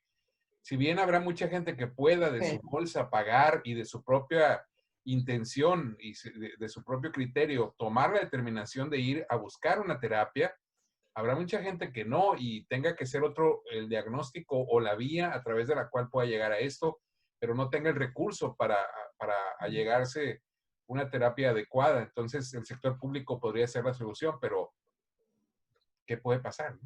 Sí, antes, Ramón, de que contestes a la pregunta que te hizo Gerardo, le decía yo a él que me hacía yo a mí la pregunta, pero para que me la contestes tú, porque eres quien tiene el conocimiento. Antes de la emergencia sanitaria y de la reclusión voluntaria o no de todos nosotros para evitar el contagio y demás, en la psiquiátrica, de cada 10 pacientes, ¿cuántos eran atendidos en el sector público y cuántos en el privado? ¿Tienes una idea? Pues en realidad en cuanto a números, no, pero sí tengo una idea.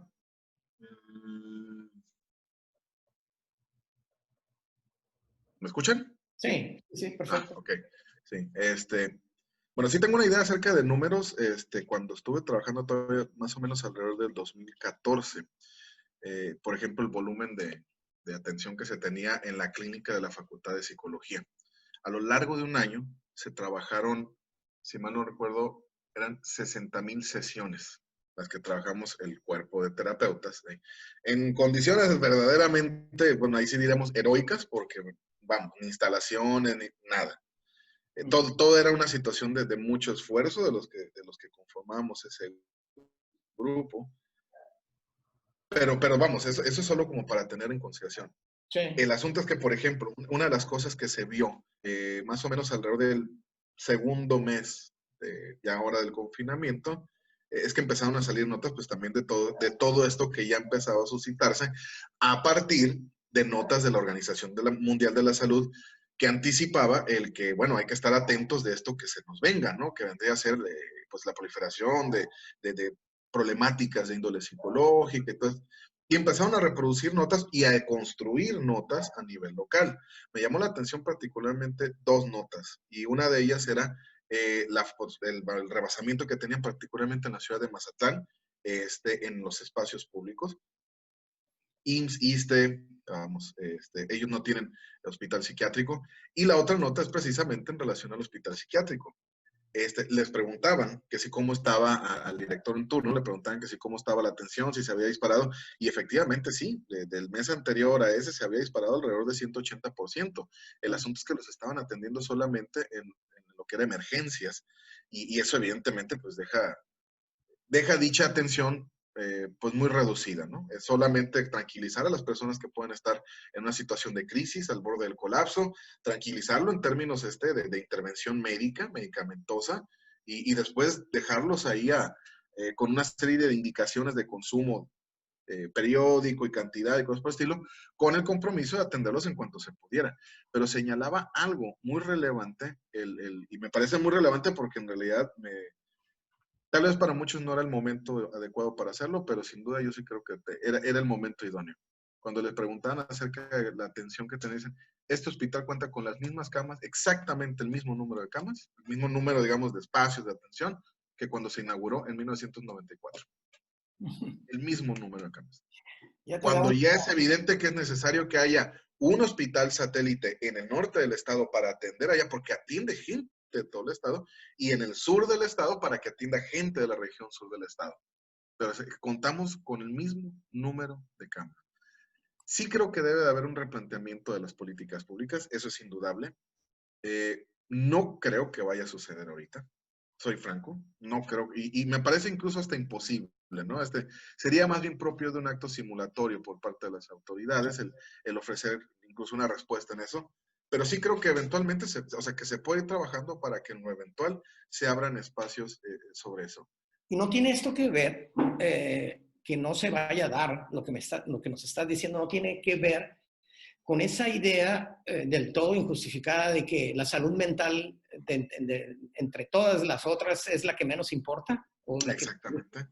Bueno, esa es la crítica que ha sucedido, por ejemplo, el Ministerio de Salud en Argentina y en España, el que todo lo que se ha abordado ha sido en términos estrictamente médicos, pero no en términos psicológicos. En Argentina, incluso el director, el decano de la Facultad de Psicología de la Universidad de Buenos Aires, junto con otros decanos de otras universidades nacionales, también Facultad de Psicología de otras universidades nacionales, empezaron ya de alguna manera, hace cosa de un mes, a presionar al gobierno para que ellos les permitieran trabajar, porque el punto es que allá sí se prohibió todo tránsito, todo tránsito, y lo que señalaba este personaje, el decano de la Facultad de Psicología de la UBA, era que lo que mencionaba hace casi al inicio, hay pacientes con los que no se puede trabajar a través de estos medios. Hay pacientes con los que esto se complica, conflictúa más, genera más problemáticas, incluso puede llegar a desatar delirios y no es conveniente. Es decir, se tiene que trabajar presencialmente. Y eran precisamente estos pacientes, ahí sí que de tratamiento psiquiátrico, con los que se viene haciendo un seguimiento terapéutico desde hace tiempo y que prácticamente por disposición, digamos, del Ministerio de Salud, se les dejó prácticamente olvidados. Digo, por la imposición de. Entonces, la crítica que hacían era, se tiene que incluir la salud mental en esto, se tiene que incluir el tratamiento que hacemos, alguien por ahí de manera irónica, bueno, nosotros no andamos compartiendo zombies, pero lo cierto es que tenemos un papel singular, papel muy importante con las personas, con el ciudadano común que asiste con nosotros y que en una situación como esta requiere el trabajo presencial, y con los médicos. Porque eso sí es un hecho que, por ejemplo, en Argentina y España, particularmente Buenos Aires y Madrid, son ciudades cuyo sistema hospitalario y personal hospitalario, particularmente médicos y trabajadores sociales, están, podríamos decirlo así, muy psicoanalizado, en la medida en la que tienen por hábito y por disposición administrativa que tomar tratamientos periódicos por el trabajo tenso que ellos manejan. Bueno, ahorita no es la excepción, pero el problema es que no todos están tomando ese tratamiento porque no todos pueden ir con su terapeuta o con su analista en cuestión. Claro. En ese sentido, esto evidentemente ya se está viendo. Y de repente, una de las cosas que a mí más me ha intrigado, el otro elemento que no quería dejarlo pasar, la Asociación Psicológica Americana, también por las siglas APA, propuso, y me parece la verdad un descaro en cierto sentido, y ahorita explico por qué es ese descaro, que ante la situación que estamos viviendo se van a manifestar como explosión por lo que vendría a ser los cuadros sintomáticos que pueden pensarse como 10,000 cosas. La invitación que hacía la Asociación Psicológica Americana justo hace cosa de 2 meses era que los terapeutas, digamos, bajo su jurisdicción o vamos, agremiados que evitaran diagnosticar. Pues sí, exactamente, pero ellos son los que han atizado la idea de diagnosticar y tratar con medicamentos y con terapia a todos los ciudadanos particularmente de Estados Unidos y que en cierto sentido han tenido un efecto exterior. Esto lo señalo por una razón. Hay formas y creo que ha habido caminos y nuestro país no fue un país, digamos, un contexto en donde sucedieron cosas sin importancia. En realidad no. Verdaderamente en este país hicieron cosas muy interesantes hasta finales de los 70.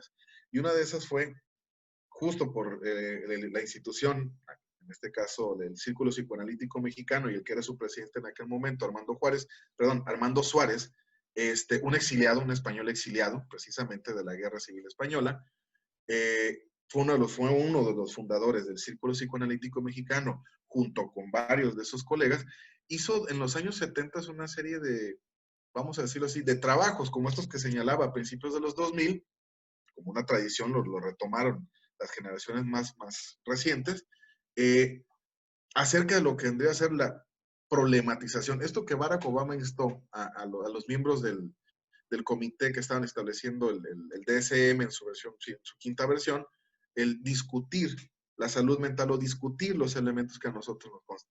Una de estas joyas verdaderamente que quedó de aquel momento es este texto que se titula Razón, Locura y Sociedad. Lo peculiar fue que incluso se llegaba a transmitir televisiva, o sea, a través de televisión, por Televisa. Eran programas que se grababan, eran actividades culturales que se grababan y se transmitían, y no se transmitían a las 12 de la noche, se transmitían a las 7, 8 de la tarde. Eran cápsulas pequeñas, tal vez 20, 30 minutos a lo largo de todo un semestre, que iban dando cuenta del trabajo que estaban haciendo en este país junto con el Instituto Mexicano del Seguro Social para poder dar digamos, esa cobertura a problemas que ya en ese momento en las grandes ciudades de nuestro país estaban ya manifestándose. Así como eso, de repente hubo trabajos que ellos hicieron, como este que menciono, de Razón, Locura y Sociedad, en donde convocó no a lo más granado de nuestro país, no a lo más granado de México, a lo más granado a nivel internacional. Vinieron los que en aquel momento era un movimiento interesantísimo, que era el movimiento denominado antipsiquiatría, que no era abolir los elementos psiquiátricos, no, era tratar de repensar los elementos de una psiquiatría asilar. Es decir, lo que ellos plantean era que eran tal vez necesario flexibilizar esta idea de tratamientos de internamiento muy rudos, muy violentos, podríamos decirlo de esta forma, y que había que pensar la situación en este caso del alienado, como todavía se le discutía, en otros términos, ¿no? Y eran ellos mismos los que planteaban que, en un texto como este, los crímenes de la paz, que los crímenes de la paz básicamente se reducían, o en gran medida se reducían, a un buen ejemplo que sirve como de forma ilustrativa, que eran los psicólogos que en muchos contextos de dictadura, en muchos contextos de guerra, en muchos contextos incluso de situaciones de crisis económica, entraban a trabajar a través de lo que era el diagnóstico para sectorizar, para parcializar, para, de alguna otra manera, cribar lo bueno de la sociedad de lo malo de la sociedad. Es decir, el planteamiento era que lo que hacían los antipsiquiatras, Franco Basaglia, su esposa Franca Basaglia, Marie Langer, que era una exiliada también aquí en México, Igor Caruso, un austriaco que era un visitante asiduo, Thomas Szasz, el máximo representante de la psiquiatría antipsiquiatría estadounidense, y muchos personajes más. Lo que ellos plantean era que el trabajo se tenía que ofrecer en medios públicos, y si bien es cierto, los espacios públicos eran, digamos, una especie de, digamos, de canal prioritario para eso, no se podía reducir a ello. Es decir, se tenía que hacer a través de lo que vendría a ser como una figura muy usual aquí en nuestra ciudad hasta hace muy poco, que bueno, se vio desplazada. Los dispensarios médicos que existían en las parroquias. Sí. Era muy usual. ¿Y qué era lo que decían? Vamos, ¿era el gran negocio los dispensarios médicos? No. Era llevar, digamos, la salud, particularmente en términos de ontología, medicina general, familiar y reproductiva. En esos 4 elementos era lo que se le acercaba a las comunidades o a las sociedades, digamos, a los segmentos sociales más vulnerables, ¿no? En ese sentido era un afán de llevar, eran ese modelo de los dispensarios médicos, era lo que ellos estaban proponiendo, modelos similares para llevarlo, digamos, a los sectores más golpeados, a los sectores económicamente más golpeados, y también pues en este sentido que tuvieran escasez de oportunidades.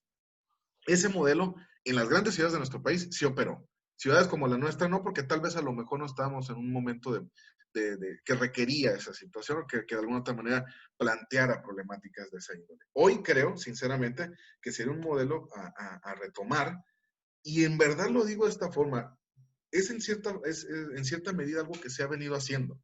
Por lo menos yo tengo desde el 2012, que es, por ejemplo, que coordino una serie de trabajos a lo largo del estado con colegas psicoanalistas vamos, nos reunimos cada 6 meses en la ciudad de Los Mochis, porque también viene gente de Sonora, para poder discutir.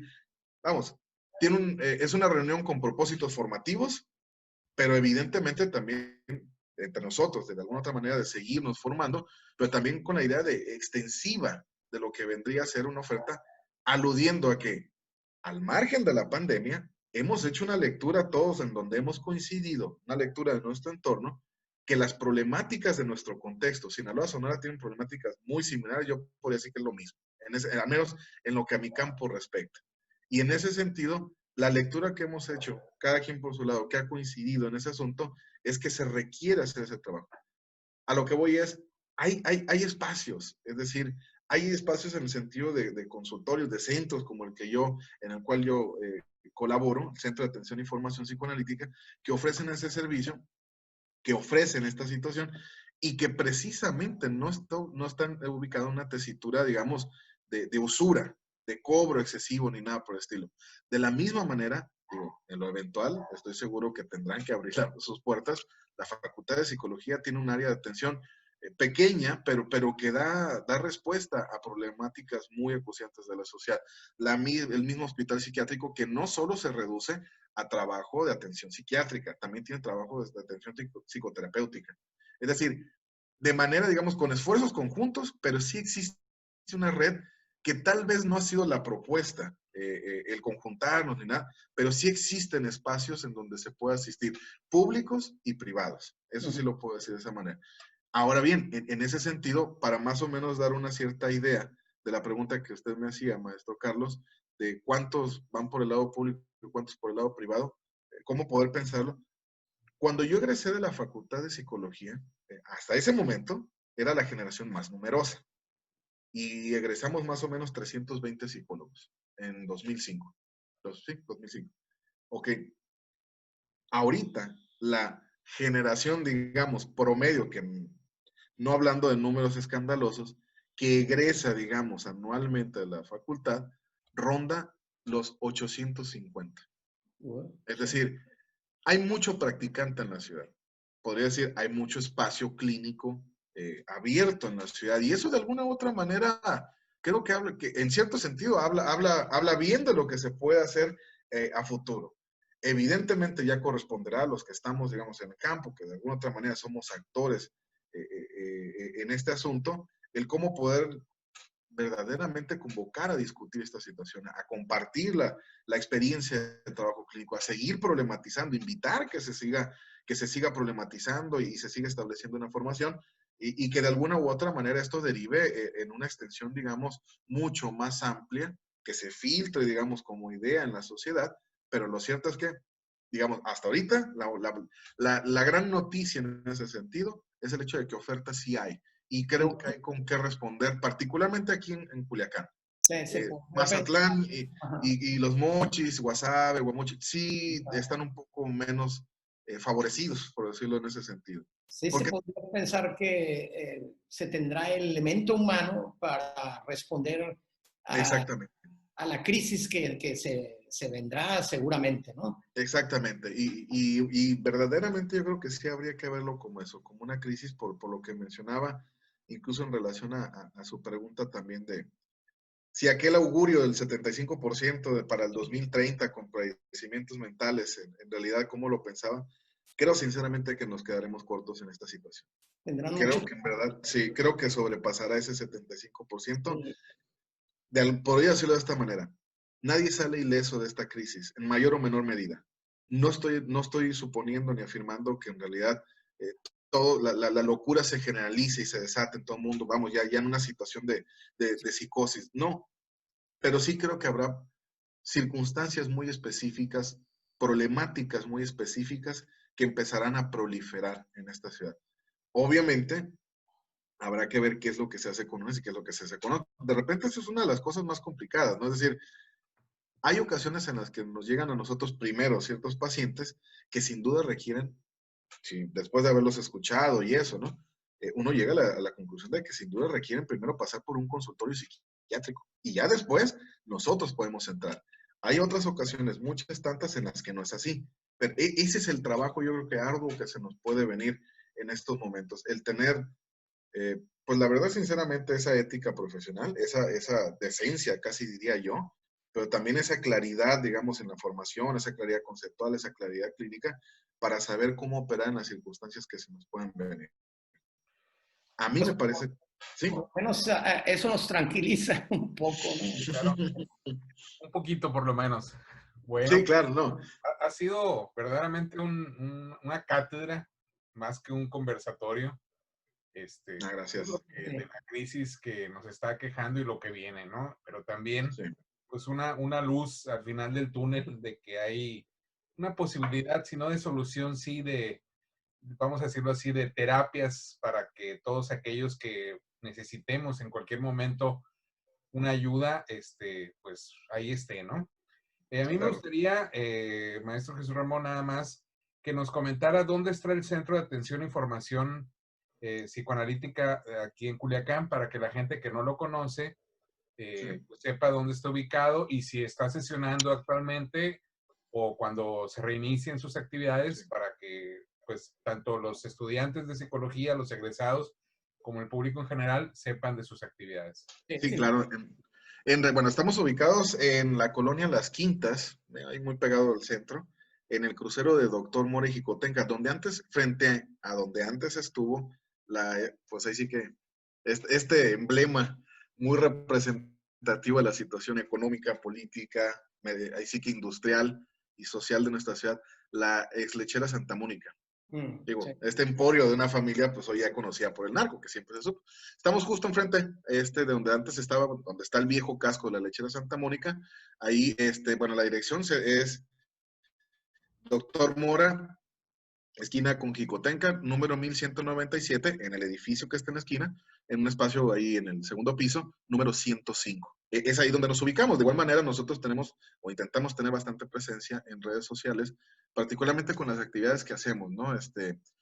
No nos hemos detenido en la pandemia en cuanto a actividad, digamos, extensiva, formativa, por estos medios, y en relación a lo que andría a ser el trabajo de atención, sí se está atendiendo ahorita, además del trabajo que yo presto ahí, hay otros colegas que están trabajando. El único asunto, pues, es que obviamente sí se ha puesto un poco complicado, y me explico. Hemos tomado como medidas, pues, evidentemente, las medidas que la Secretaría de Salud da, ¿no? Medidas de higiene Sí. que tenemos que repetir después de trabajar con cada paciente en todo el consultorio. Por ende, eso nos implica un tiempo mayor que le dedicamos no solo a la sesión, sino a la limpieza necesaria que eso conlleva. Y obviamente el cuidado que tenemos de distanciamiento, cubrebocas y todo lo que está de por medio en esto, ¿no? Claro. Porque hemos entendido que en realidad asumimos que había un compromiso social en primera con nuestros pacientes, que no los podíamos abandonar. Sí. Y en segunda, pues con aquellos que de repente tengo que reconocer que sinceramente sí me dio me tomó con cierto estupor, que no fueron pocas las personas que no han sido pocas las personas que se han estado comunicando a lo largo de este periodo de confinamiento.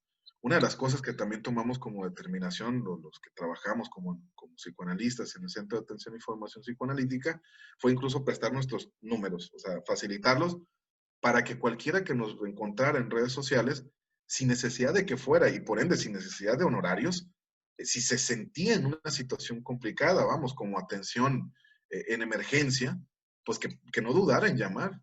Personalmente, yo hablo por mí, mi número los primeros 3 meses en realidad no dejaba de sonar. Y era una situación complicada porque realmente eso me daba a entender cómo era que la gente lo estaba viviendo.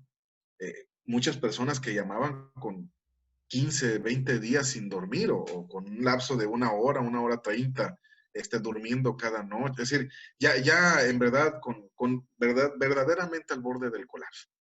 Entonces, eso nos ha permitido percibir, bueno, lo complicado que está resultando este periplo, este tiempo, pero también nos permite atisbar qué tan complicados se pueden venir las cosas y por ende, pues, a qué ponerle cierta atención y prioridad. Pues no me queda más que agradecerte esta plática, que ha sido muy, muy interesante, la verdad, además bien, bien fundamental, pero quizá pudo haber sido muy general, muy teórica, pero no fue así. Fue una conversación sobre situaciones muy concretas, muy aterrizada en la realidad de esta ciudad, con los actores sociales que están interactuando. Y quizá esto sea el gran valor de la conversación que tú nos has dado esta tarde. Te lo agradezco nuevamente. Y gracias a ustedes. para seguir hablando de este tema, podrían pasarnos aquí horas, ¿verdad? Sí, claro. Sí, claro, es una situación muy, muy complicada. Y bueno, en eso que como bien menciona usted, el hablar con un sesgo, digamos, de una práctica, como menciono reiteradamente, una práctica local. Siempre que uno habla de su práctica, pues, siempre que uno habla de pacientes o tiene que hablar forzosamente de la práctica que se está haciendo. Sí, es más yo he decidido trabajar aquí con todas las complicaciones que eso tiene, porque es una ciudad un poco hostil para mi oficio, verdaderamente. Sí. Pero en verdad también de alguna otra forma estimulante en el sentido intelectual. Se puede trabajar. Yo tengo años ya, más de 3 lustros trabajando en un contexto complicado como el de Culiacán, y verdaderamente, sobre todo por lo que decía Gerardo, de que pareciera que al menos, gracias por esa percepción, de que se ve que hay una luz en el fondo. Créanme, a pesar de todo, uno se encuentra siempre con muy gratas sorpresas en el trabajo pues ahí sí que con ciudadanos, con gente que comparte esta ciudad, con gente que comparte nuestras problemáticas, con gente que comparte nuestros espacios físicos, nuestros espacios virtuales. Uno se encuentra regularmente con muy gratas sorpresas que, sin desbordarnos el entusiasmo, sí hace pensar pues un poco más alentadoramente las cosas que se nos vienen. Sí. En verdad.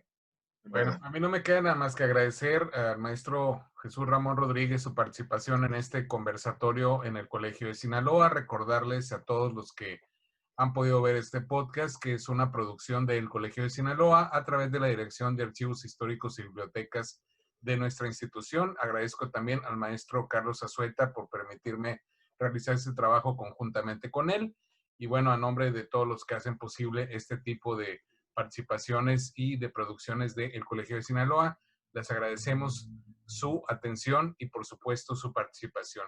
Los esperamos en una próxima edición, en una próxima situación de conversación en el Colegio de Sinaloa. Hasta pronto, muchas gracias.